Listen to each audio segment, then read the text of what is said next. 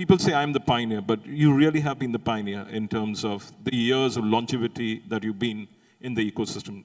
Tell us something about your story, where you began, how it all, how you took it forward. It's your platform. So I used to come from a telecom background with Nortel, actually globally deploying wireless networks up to 2006. So my journey has been started with India with Siemens and Nortel in the early days of deploying digital networks. But what happened was I was in Trinidad and Tobago, where there's a 47% of the Indians not getting the content. Different in the US, the Dish network, Dish TV used to charge $80 for 1 or 2 channels.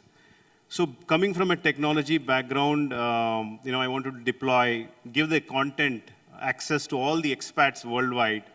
And I left Nortel in 2006. Because of my technology background, I deployed mobile TV in 3G e-video network in Trinidad and Tobago. With that experience, I left Nortel and then started. And it's great that wherever I go, I see so many people in the OTT. I remember in 2006 and 2007, I was one guy coming into Mumbai, met Amit Goenka from Z, pulled 6, 7 guys into the conference and showed this is the live TV, I need the rights. But it took a long time to convince various content partners. It took 2, 3 years to make them, this is the space, this is the world. And it took like 2010 we started with 2 channels in 2007. And by 2010, we had a significant number of channels. And primarily, for us, I've always focused outside India. Because coming from technology background, I thought India was not ready at that time because the content was anyway available through cable and DTH.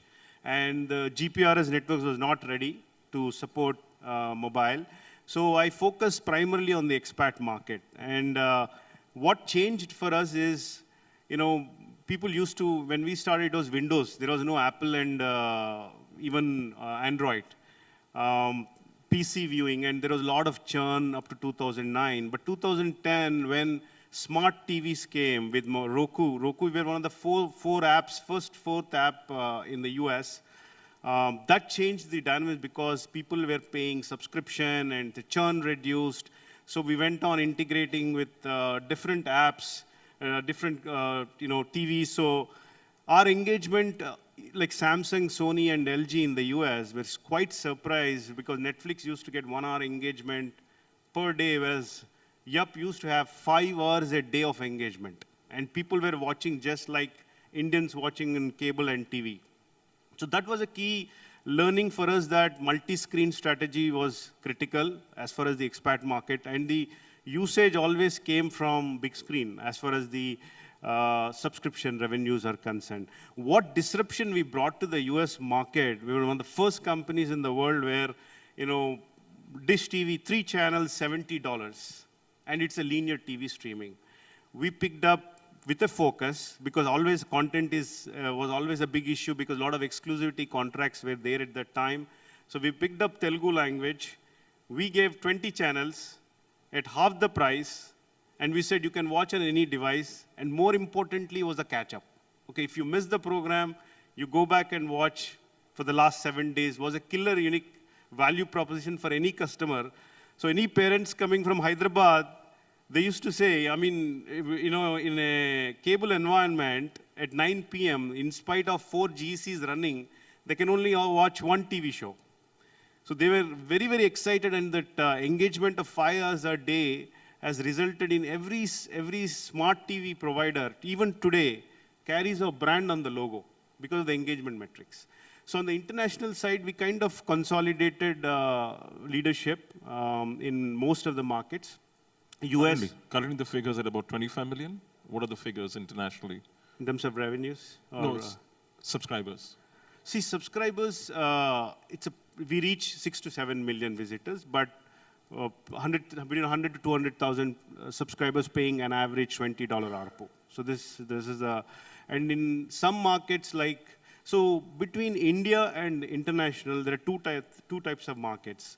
Countries like US, Canada, UK, Australia, New Zealand, which is broadband is very good. We directly went B2C businesses. But there are markets like Middle East, Malaysia, which is a balance of India, like a lot of mobile penetration and multi-screen, so we have a different strategy. So now we are focusing more on the Middle East and Malaysia and basically consolidate the leadership in the international markets. As far as India is concerned, again, it's a great learning for us also. In spite of being the leadership in the technology, I would say globally also we are the one of the platform we've integrated Yup TV, like just like Netflix. I don't think anybody else has. We've done in gaming consoles, Roku, Sony, Samsung, LG. So technology is rock solid. But from India perspective, expat is a very clear strategy because people are not getting content at home and we are giving it. It was very clear, big screen, they go watch like a Tata Sky or a cable. But India, when we launch with subscription, aggregating various networks, broadcast. The issue here is the content is already available at home through DTH or through cable. And most of the content is available on YouTube also as ad supported. Then the other problem we've seen is a lot of the broadcast networks also have apps, which is free to consumers, most of it. So it has been a very difficult journey for us to only push on subscription model. And having 100,000, 200,000 subscribers is not a number in a 1.2 billion people. So it's a great learning that we are also adapting a strategy. It's a freemium where scale is very important. So for the next 2 years, that's going to be our strategy. And I think one of the question about aggregator model, I just want to share, because I've been in the OTT space for 10 years, my vision of how it's going to be is, even in the US, when we've seen OTT, a lot of individual networks have started and aggregators have started. See, it ended up Hulu being an aggregator, Netflix being an aggregator, and you also have direct-to-broadcast data like HBO going B2C. It's like, you're having a Reebok in a Reebok showroom or a mall. So my view of it in the next 2 years, India will also see a lot of consolidation. And nobody is looking at it from a consumer perspective, because consumer is not going to download 20 apps and start paying it. So I see that in the next 2 years, India will also go through this learning curve, and there will be play for both. One will be an aggregator, which will have all the networks as well as the original content. And you'll also see players which are very strong in the broadcast networks, because OTT gives the leverage of watching the content anytime. So both would exist. That's my perspective. Yeah, thank you for that. Now, coming down to your, as far as India goes, so you're going for a freemium model. Yeah. You'll be pushing out the channels, the same channels you're pushing out internationally, or is it going to be a different kind of product offering for the Indian market? Yeah. So that's what I said. See, existing broadcast content is available at home. I understand. So that's not going to be part of No, we would still give that access, because we still ride on our partnerships with broadcast, because we have international relationships. India also, we want to, wherever the content is available, will have the base as our broadcast network, because that gives a consolidated experience to end consumer. But our focus is also on the regional.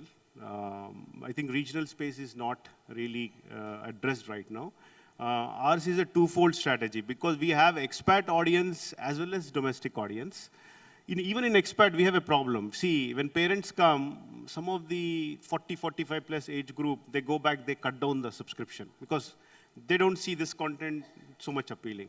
So we want to address that audience. And also in India, the millennials, and focus, with the in-depth engagement on the content, on the regional side, so that we address domestically regional, and also it leverages our expat audience. I understand. So how many pieces of original content are you looking at going forward?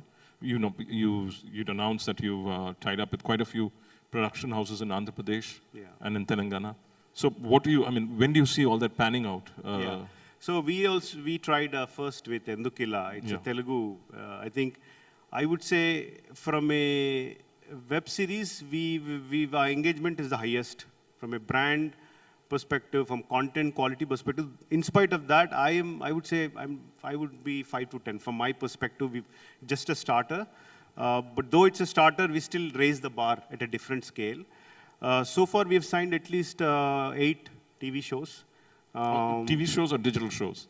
Digital shows. I mean, end of the day, see, the content can go TV or OTT. I mean, it So can be. will you go the same way as viewers going TV plus OTT? Yes. So you'll show it on a television channel as well as on See, your... wherever if the broadcast partner wanted our content from India market, we would probably sub-license. But the focus is very focused around millennials and create a content which is unique.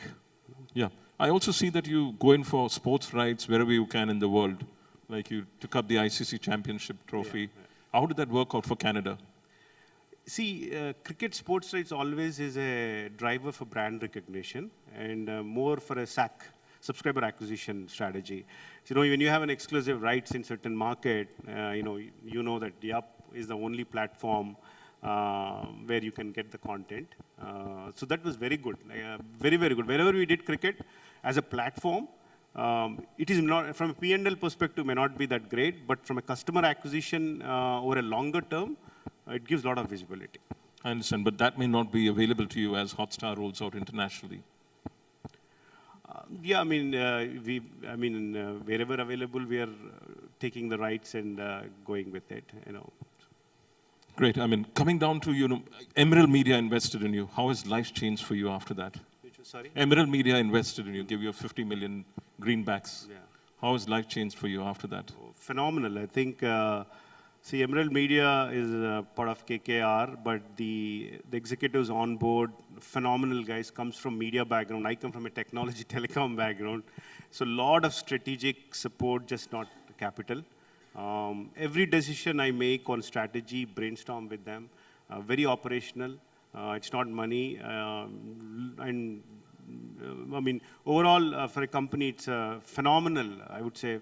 The way we are changing our strategy, because they come from content background. I mean, they understand the other side of the story, how to make media. And Rajesh comes from different networks and content creation experience. And Paul comes from global media and investment banking experience. So, and in the entire team, they all work day to day. So, as Vishal mentioned last time, you need to have a partners, who understand you and who are strategic in nature. Otherwise, this OTT is very easy to enter, as Vishal said, but it's a very capital intensive and it's very dynamic also. It's not that one formula of US will apply for India, So that way, they bring a lot of value. I understand. So you also, post that, you also added another layer of business to your entire play, which is, offering a white label service to whoever wants it. How is that panning out?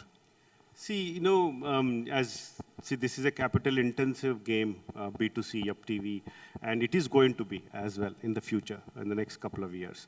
But what we have done is over last 10 years, we have built this end-to-end OTT technology. It includes subscription, analytics, everything. So there are a lot of companies in the world, whether it is broadcasters, whether it is government trying to do education sectors, they all wanted to go video live or internet. So we created a separate group, which is a cash, it's a high margin business. We've done this, the product works. We have handled 3-4 elections in India, peak traffic of 4-5 million. We have handled 20 million peak users over a month. So platform is very stable. Why not create a separate group? Our focus is 2 different groups to focus on 2 different things. It adds to our bottom line. So how many clients have you signed on since you started pushing this, or is this still in marketing mode? No. We've signed 3-4. Okay. And we have at least 10-15 to come. So apart from being a B2C, you're looking at a B2B side, which will actually be very cash, generating a lot of cash for you. So is that a model other people can look at, or is it just your model because you're a technologist? I think because we've been in this for 10 years, we built everything in-house, hard way. And since it's available, it's easy to do. But again, for a new company, building this and doing it, it's probably going to be extremely hard, yeah. Okay, coming back again, the big boys are in town, and they're spending big money on content. And the kind of content you're creating is, I don't think you'll be spending big money. You'll be like, very cautious on the spends. So do you see that being as a disadvantage to you? No, I think we have to be smart here because I think we were able to create good content, good quality content with a decent price as well. And instead of doing addressing all the markets in India, we're focusing on regional and going in depth on the regional side. Uh, that's our strategy. I think there are different monetizations we're putting in place, brand within the content, brand integration, India strategy scale. For us, the leverage is we have a whole expat to capitalize on that. So the multiple, our business model makes quite easy. But having said that, we don't want to go and spend just to have to spend there. It will be So quite. your international subscriber base, what's the number over there? 6, 7 million, you were talking about India, or were you talking about global? Global, I would Global. say 7 million active. See, paid subscriptions are between 100 to 200,000, Okay. but the rest are all ad supported, okay? And now we're getting into Middle East and Malaysia, which are another big markets to focus on. And the CPMs are good on your ad-supported side? I mean, what would the range be, the CPMs? See, internationally, we get anywhere between 6 to 7 US, because we still use ad networks. There's a lot of potential out there. We're working with our content partners to see how we can leverage in-stream ad replacements as well. Okay. That could be big revenue streams. India, between $1 to $2, that range. Yeah. And that's a challenge for most people in this ecosystem. The CPMs are very low Yeah. compared to the US. Any questions from the audience? Yeah, we have one there. Please identify yourself. Hello, Anil. Hello, Uday garu. I'm Kiran from Hyderabad, Idea Bytes Software India Private Limited. So one quick question is, where do we see this TV commerce for next 5 years? Sorry. TV commerce. TV commerce. See, the quick idea is closing the ad on the spot or at that particular point of time. So do you think is it possible in next 5 years? And if it's possible, why it cannot be implemented in today's OTT platform? You're talking about inducing a buy. Right. So Yeah. when you have a deep analytics, when you are aware of who are your targeted audience, when you know the probability of buying of your customers, then I think a discounted price will help the advertiser and also the consumer, right? Yeah. See, that's the advantage of OTT because, today we capture every single user who touches from which device, what content, what channel, what time. So the analytics are all there, and I think the ad networks are working. We're working with different ad players, including Amagi, to see how a real-time basis, based on location, based on content, how consumer is watching, how best we can create monetization, and that way we can make it cheaper to consumer from an ad strategy, and also at the same time, we can sustain the business model. Is there any player who have done this, like closing the ad on the spot? I mean, if a consumer is viewing a content and he gets an ad based on the analytics, and that ad can be closed on the spot, like TV commerce or integrating e-commerce into the ad platform. See, right now, ad networks are implementing that because we give information to them real-time basis in the OTT space. See, at the client side, we have a SDK which gives the information to them at which location, which device. But I don't think at the content level we have not done yet. I think in the next few months and few years, there would be. Is it months or years? I think in the US market it is going to be quite matured. Okay. In India, it's still we're not yet there. So I think the US would be the major one, which would be. So that's what you'll integrate in your US. Yeah. That's it, sir. Thank you. Yeah. Hemant, please identify yourself and the company. Uday, I'm Hemant from Seven Race Coast Films.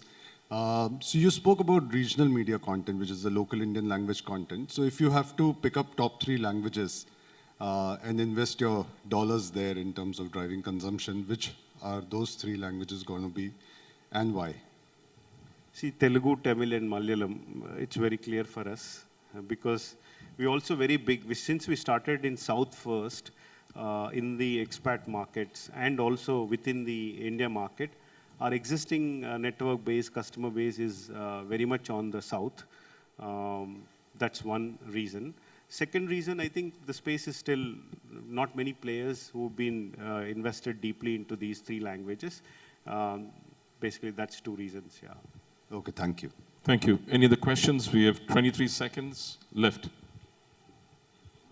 No. Thank you very much, Uday. Thanks. Thank you for coming down despite not being well and having personal commitments. Thank you very much.